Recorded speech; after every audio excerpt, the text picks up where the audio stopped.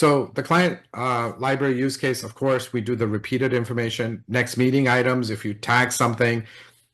This is really important. If you're not using the tags for trying to remember things, I think it's a missed opportunity and you should really look at it to if you want to have not a, kind of a, what I used to call a headless chicken syndrome right before meetings, like what are we supposed to talk about, right? So just get organized right after your first meeting, put in the next meeting tag if there is something, and then you'll see now with the client library, we're making it easy to add that.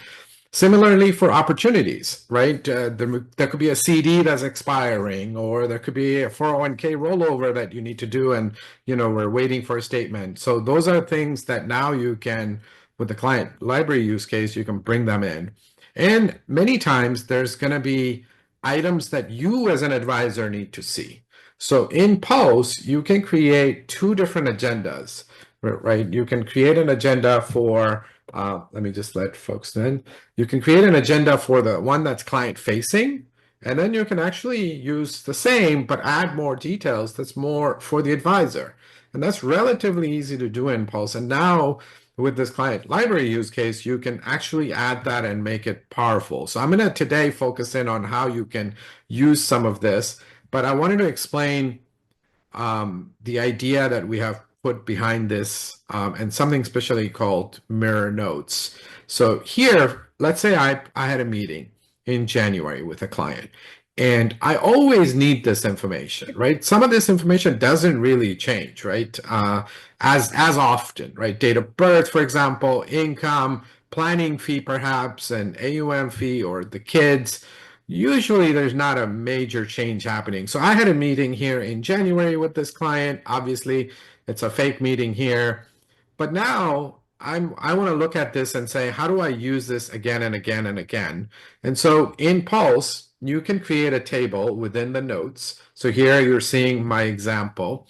And I put this, as a table, and I built that out. And you can store this in the library. We can have another session around this afterwards if you want to see.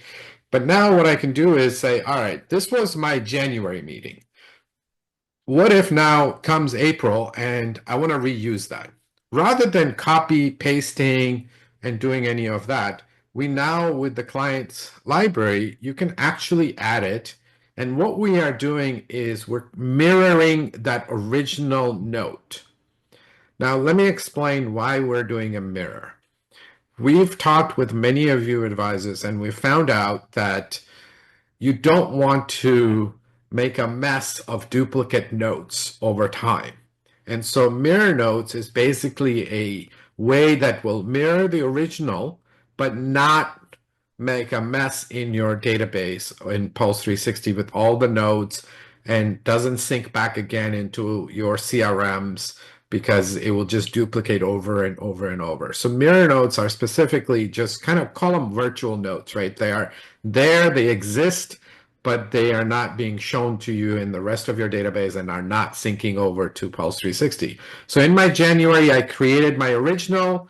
I'm happy with it. Now comes April, I can add it from the client notes library. Come July, I can do the same. And if I'm meeting with this client again, let's say in October, I can once again do that. There's 3 mirror copies here, plus the original, as you're seeing. So the idea is that we're not going to mess up your notes with 4 versions of the same thing. It's literally one, and we're mirroring them into the different meetings that you have with the clients. So that's sort of the concept of the mirror notes and how you can save time by doing things once and then just repeating that across. I'll show you this in the software here in a minute. I wanted to just kind of explain this idea. Now, there is something that is important also to know. What about editing, right? What if the information changed? There's 2 different ways you could do this. So I'll just focus in on, the original and the July meeting. So one of the things you could do is, let's say, they changed their, they have one more kid, for example. So what do you need to do? Well, there's 2 ways you can go about this. And this is up to you and how you would like to run your practice. You can click on the option here on the right side and say, go to the original note and edit that. And so what you could do is you could edit the original note, and then we will automatically push that update that you did at the original note level to all the mirror notes, wherever, however many meetings there are. So that's one way of updating the mirrored notes or this, original note. The other way is you could just edit the mirror note itself. And you can just click on it and you'll see here, I'll do that right now after when I'm showing it to you in the demo. You could just edit the mirror note and change it up. What this will do though, it will disconnect from that original, and now you will have two exact copies. Well, one of the mirror notes will be with an edited version will show up. So that's why I said this is really entirely up to you on how you want to use it. Do you want to go back and edit the original note, or do you want to edit the mirror note? Both capabilities exist. It's just that when you edit a mirror note, it's no longer connected to the original because it is different now. It will have to sync with the CRM because there is a change there. And so you can continue to, going forward, use the new note versus the old one, right? So again, just to kind of recap, right? You can use this client libraries for information that are always repeated on top of agendas, right? I'm saying agendas, by the way, right now in meeting prep, but ideally this could be potentially for summaries as well. But I'm focused on this one just to show you how you can be better prepared for your clients without having to redo work over and over and over, right? Next meeting items, opportunities, and things that maybe only you as an advisor want to see. Now let's jump in and see how this actually plays out in the real life, right? So I'm going to stop my share for a second and we'll jump in and show you how you can use this on your day-to-day. So give me 1 second and I will click on to the Pulse 360 workspace. Okay, so here is Pulse 360. Oops, where'd it go? There you go. Here is Pulse 360, and I'm preparing for a meeting for Dana here. And so what I can start doing is, first off, I have the housekeeping agenda. As I said, right, you can create multiple agendas, right? One formal agenda is the client-facing one that will have notes that clients can see.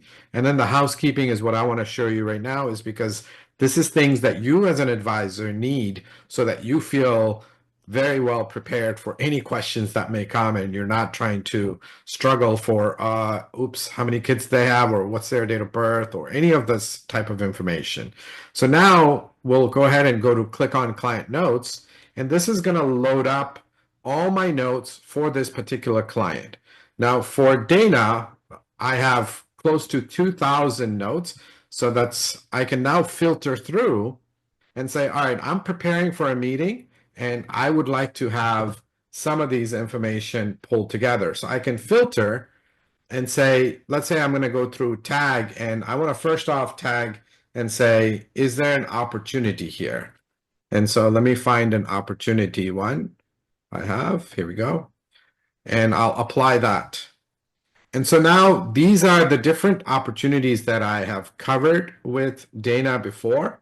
And as an advisor, I would like to be prepared to potentially talk about the Fidelity account, let's say. So I'll go ahead and click and add that to the document. And now that's showing up, and you'll see this blue line on the right side, as well as the word mirror note. So you know that this was originally created in another meeting, and now it's showing up right here as a mirror note, and it's starting to show under my advisor notes. Again, remember, this agenda is specifically for you, for your eyes only, right? So this, you can quickly know what you need to do.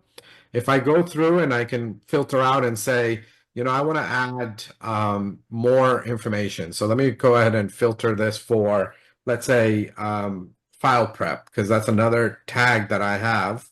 You could call it meeting prep. I call it file prep. And so I'm going to search for this and say, all right, so what is important? Of course, for me, for Dana, I have a lot of notes. So just be aware of that. But let's say, for example, they love Western novels. Maybe that's important for the advisor to know, right? Or it's so you can have a conversation around those things. So you can also put in that, let me see, I think I have sparkling water that I like, for example. And so you can have a conversation around those things. So you can also put in that, let me see, I think I have sparkling water that I like, for example. And so you can also put in that, let me see, I think I have sparkling water that I like, for example. And so you can also put in that, let me see, I think I have sparkling water that I like, for example. And so you can also put in that, let me see, I think I have sparkling water that I like, for example. So I have a dog named Stella, for example. These are all information that I can say, let me go ahead and add this to the agenda. This now prepares you to kind of know the nuances about the client, right? So hopefully this puts you in a position to feel a lot more confident going into meetings because you know a lot of the little details, and it doesn't take that long to start doing this. Only thing is you gotta, of course, start using the tags and potentially have a system around how do you tag the information so you can later bring that up. And in my case, I've created a special tag called file prep.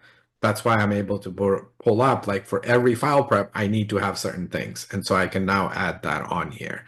Also, opportunity tag was the other one that I did, which was the first one. So this way you're not missing out on, oops, there was a CD that was coming due and or a 401k. You look more prepared in the meeting saying, by the way, let's talk about the, CD coming due or 401k rollover. And then I'll go through and I'll pull up the checklist that I have. So let me find that here as soon as this is loaded. I think I'll look for 1970 here. I'll add that. And now this adds that important information at the top for me. This is a custom agenda template that we've done. If you'd like in your workspace to be like this, please email us at support@pulse360.com and we'll work to get this type of an agenda set up for you. Most of you have it, but in case you want this table looking in the new format, let us know and we'll get that done. With that, let me just see if there's a quick question here from Kathleen. Can Miranode be used instead to transfer? Yes, that's exactly why we introduced Miranodes. Previously, you used to be able to transfer notes, but what that happened is it transfers from the old meeting into the new meeting, and you have to keep on doing that every time. The Miranode really kind of takes care of that. Plus, you have one note that is mirrored in multiple meetings so that you can always go back and look at the original note by just clicking the actions here and go to original note to edit it if you needed to. And it's not going to give you 4 or 100 different copies, right? It literally just sits in this particular meeting. With that said, these are also, once you add them from the client notes, they will not show up here when you're searching because you've already added it to the meeting. So you don't want to re-add and duplicate that. So those notes will be removed from that. So this is how we envision that you can be much better prepared and have a systematized way of capturing information, tagging them, and then helping you basically deliver an amazing client experience because you yourself will be more confident with all of this basic information, and your team or you don't have to spend time doing this over and over and over. So with that said, let me just read some of the questions and then also see if there's any other questions that you all have. If anybody has a question you want to speak up, please unmute and just ask me. So David is asking, so I believe you answered, but I'm confirming if you edit the original note, it pushes through the 2 notes. Yes. So for example, if I were to come in, let's say this note, I want to change this, I can change in 2 ways. Let me move this up a little bit. So here, let's say I want to change, they have 3 kids now. There's 2 ways you can do this, right? I can click on this and I can edit this right here. If I change this here, it is going to create a new note. And so I will now start to have duplicates of this. Instead, if you wanted to, you could say, let's go to the original note, and it's going to take you into that meeting. And so right here, and I'll go ahead and change this out to say 3 kids, right? Charlie, Liliana, and I'll just change this up. Charlie, Liliana, and let's say Mary. So now that I have saved it, if I go back to the meeting that I was in, which was the December 4th meeting, my mirror notes already has updated to show formal. And let me pull up my housekeeping agenda so you can see it here on the right side as well. You can see how that has been updated. Yes, Holly, we will have a replay that we'll make available. David is asking, so in theory, you could change a mirror node, it becomes a new node, and the new node can then be mirrored. Yes, exactly, David. It will be mirrored over and over. Also, one other thing that we've done. If you delete, let's say if I go back to the original node, let's say I delete this for any purpose, the mirror nodes will stay, and what will happen is the first mirror node you've created will become the original. So I'm no longer worried that if I delete, what happens? No, if you delete this, it will continue forward. All the other mirror nodes will remain, and then one of them will become the original nodes. So I'll go ahead and delete this right now, so you'll see. And here you can see I have mirror nodes in two different meanings. I can say delete this and the mirror node, or delete only this. So you'll have an option to do so and delete this, right? Once I do this, now it's gone from my meeting. But if I go back, you'll see on my December 4th meeting, I still have that note right here, just the other one has become the original. Let me pull up this housekeeping agenda again. Let me just go back into the chat box and see. Zach, I love it. I'm a fan of your works. Oh, thank you, Zach.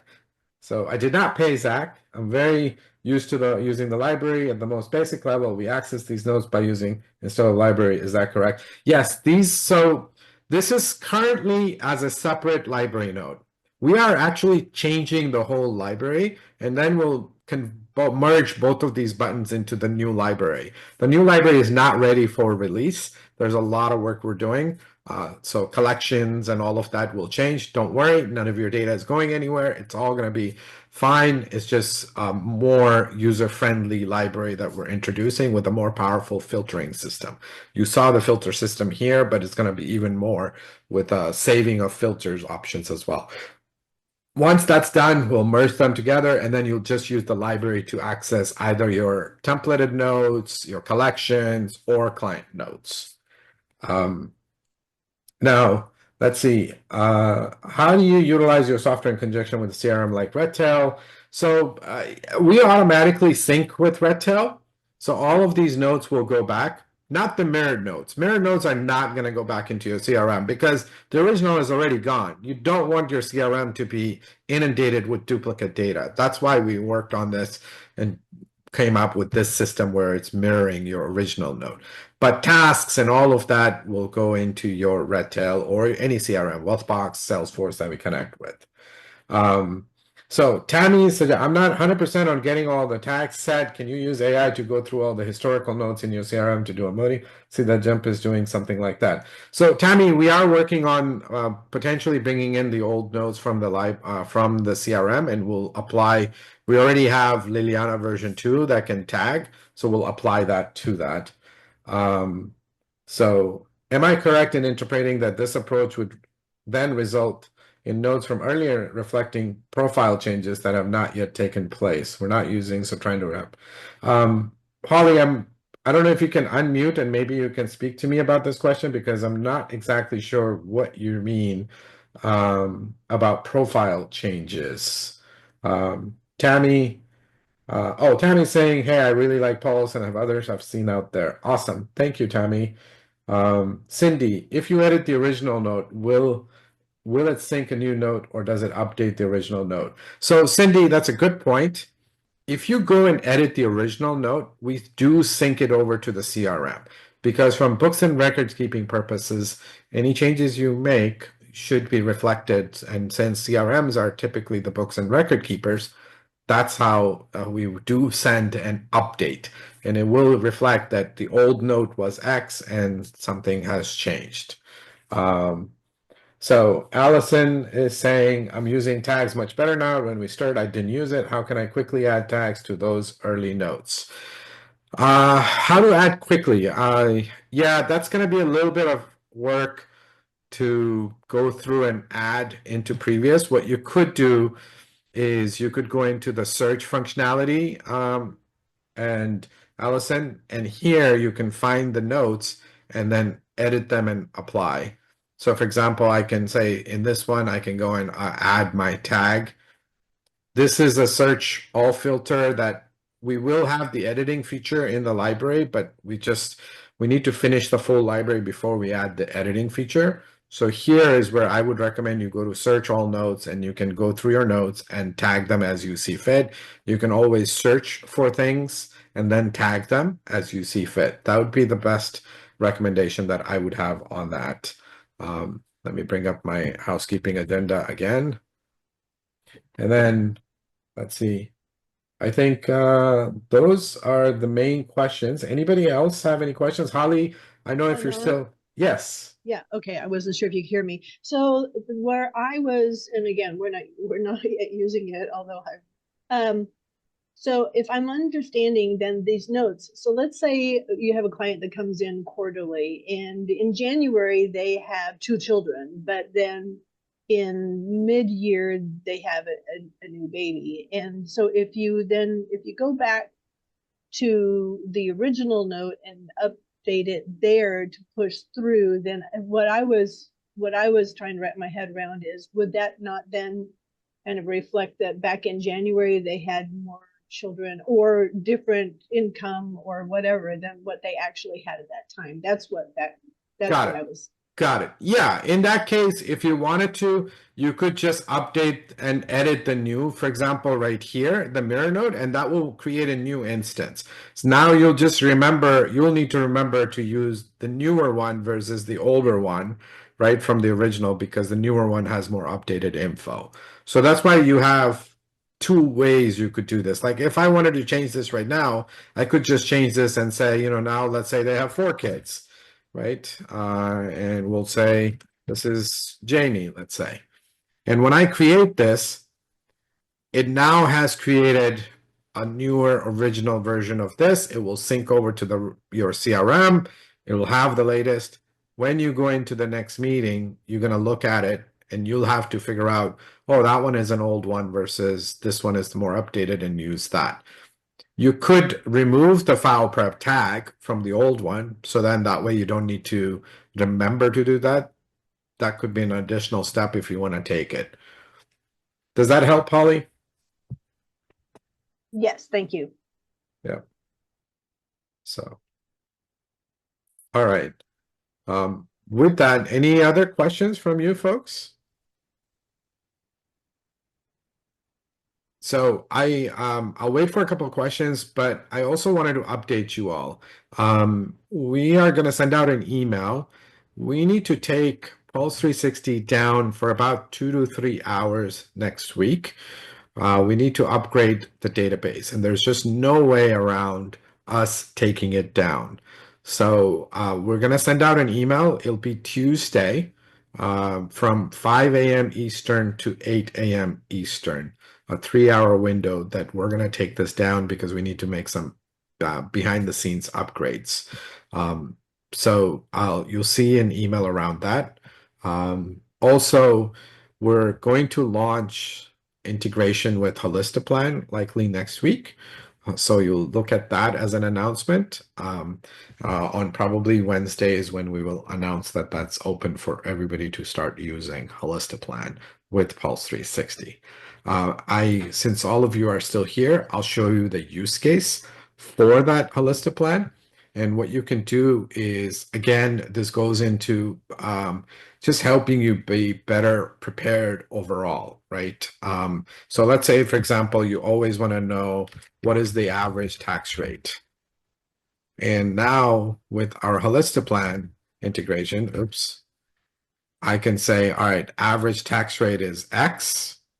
And when I add this in, you'll be able to then, whenever you're filling this out, you can select your Holistiplan clients, and then you will be able to pick a year of the tax rate, and it updates the value for you right away.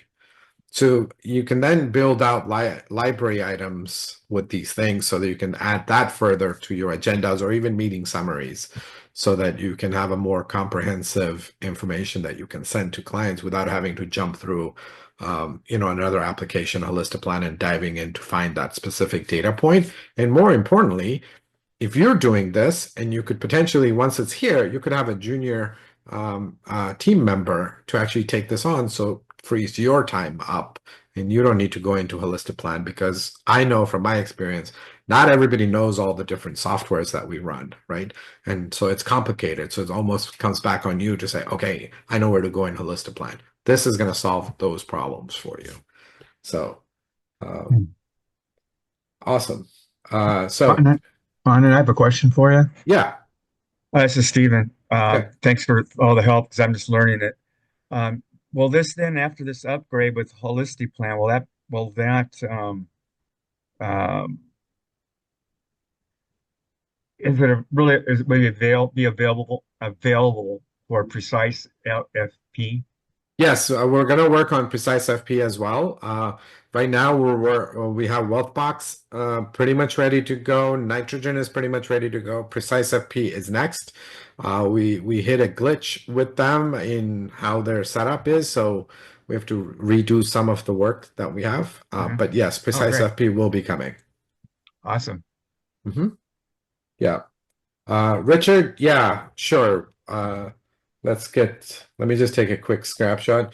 Yeah, we'll go ahead and get that agenda put in together, the housekeeping agenda that you're seeing, or the advisor agenda you're seeing here in your workspace with this information like this. So awesome. Okay, folks, any other questions? So I'm excited. Some of the feature changes that are coming. I'm excited about this client notes. There's going to be more work that we still have to do on client notes. Please give us feedback so we can make sure, because we do need to make sure that you all can, be more and more efficient with what you're doing. And if there's things that we need to do, we will get on it. So, Anand, yes. I have a question because, like I said, we're at the front end, not yet using it. I haven't really been able to carve out time, and we've got a bunch of people here that might be able to.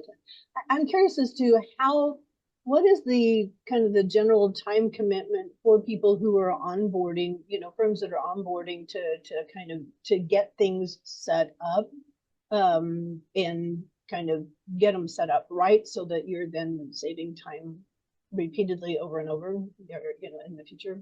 Yeah, that's a loaded question. Let me answer it in let me answer it in different ways here. One, if you just want to use Pulse 360, for example, we introduced the meeting recorder, similar to what you hear from Zox and Jump and whatnot. If you just want to use that, that's relatively fast. You can click on and have a meeting summary. All of these extra stuff that you're doing, what you're seeing here, is what will take a little time to kind of work through, because every practice runs a little bit differently. And so there's a lot of power that we've built behind the scenes, but you may not use one of it versus another. So I would recommend you reach out to us and we can walk through and create a customized sort of an onboarding plan on what's important to you, right? And your practice. Luckily, we've been around for 5 years now, so we've made lots of changes that now we know how advisors will want, and so we can probably incorporate what you want. But it is something that will take a little longer time. If you really want to dive in and do all of this, right, I would say probably 3 to 4 months of dedicated time with us. We do an onboarding with you and go from there. Once you actually understand the fundamental basics of Pulse, then we've seen people customize templates on their own. Like I know Omen is here who's customized it. There's so many people have customized their templates just the way they want.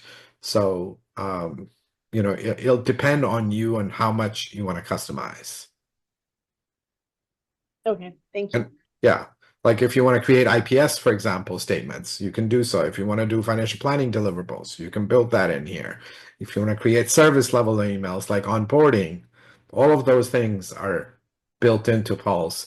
So it just depends on how much you want to, start to, as I say, you can't eat the whole elephant in one go, right? So you want to try and see which one comes first as a priority. So Thank you. yeah. And if anybody else here who's been a power user of Pulse, if you want to add anything to that, please do. I don't want just my voice to be on that. So yeah, I'll speak to that, Amand. We've been using it for like over a year now, and yeah, I think it took a couple of months of training with you, but then also building our own templates and then getting our logo on there and figuring out what agendas and summaries we like the most. And now it is so simple and it's saving so much time, especially with Capture Genius and the summaries. I mean, it's saving literally hours of time, on those. Awesome. Thank you, Allison. Yeah. So David is asking what's a power user. David, in my mind, the power user is somebody who has like Allison or Omen, who has really customized their templates and using it on a almost a daily basis, basically, right? And starting to use a lot more like tags and subtopics and all of that. Kathleen says it just keeps getting better and better. It's eliminated the need for some admin staffing. Thank you, Kathleen. Do you have an interaction with FP Alpha the way that you're going to with Holistiplan? Not with FP Alpha yet, but it is something perhaps I can have a conversation with them. What we have just built with Holistiplan was a proof of concept, and we got it ready. We beta tested it. Now it's ready to get released next week, and then from onwards, use the Wealth Box, Redtail will come in, Nitrogen, Precise FP, and then we'll look at FP Alpha and others out there to bring in data, right? Yes, Omen, I would consider you one of the power users, yeah, especially your firm. So,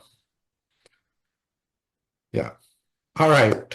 Well, folks, thank you everybody for all of your time. I will have a replay of this. Of course, you can reach out to me if you need to. We have support at pulse360.com or the chat box. Any interest in a study group once a month to push us forward? Sandra, there is actually a study group. I will reach out to them and see what they are doing as far as adding folks in. And if everything is good, then I'll send you an email with an intro. So awesome. Okay, Rob as well. Awesome. So, well, thanks everybody, and hopefully you have a great and happy holidays. Just remember, next week on Tuesday for 3 hours, we are going to take this down. So just be aware of that. I will send an email and notices throughout the application. Take care, everybody.